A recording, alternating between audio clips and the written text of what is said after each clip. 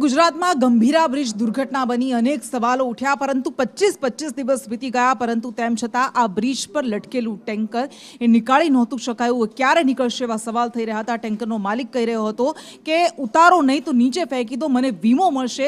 અને આખરે હવે 25 દિવસ બાદ આ ટેન્કરને ઉતારવાની તજવીજ શરૂ કરવામાં આવી છે. સિંગાપુરના 3 એન્જિનિયર દ્વારા ટેન્કર ઉતારવામાં આવશે. વધુ વિગત સાથે કૃણાલ શર્મા આપણી સાથે જોડાયા છે.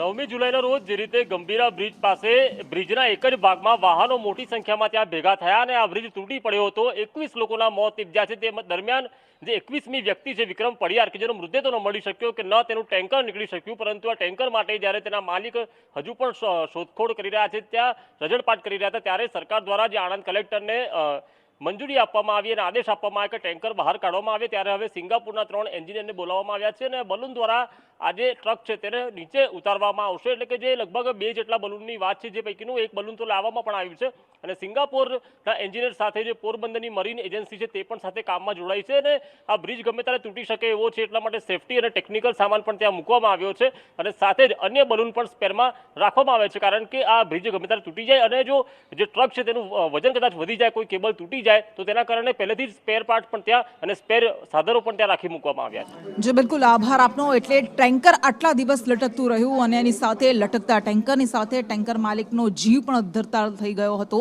કે ક્યારે મારું ટેન્કર ઉતારવામાં આવશે. અને હવે સિંગાપુરના એન્જિનિયર્સ દ્વારા ટેન્કરને ઉતારવાની તજવીજ શરૂ કરવામાં આવી છે. કેબલને બલૂન સાથે બાંધીને આ ટેન્કરને ઉતારવામાં આવશે અને બલૂન ટેકનોલોજીનો ઉપયોગ કરવામાં આવશે, જેમાં પાણીના પડેલા વાહનોને બલૂન વડે એરલિફ્ટ કરવામાં આવે છે. જોકે આ ટેન્કર એ પાણીમાં નથી પડ્યું, એ બ્રિજ વચ્ચે લટકેલું છે, પરંતુ તેને ઉતારવા માટે, તેને બહાર કાઢવા માટે આ જ ટેકનોલોજીનો ઉપયોગ કરાશે.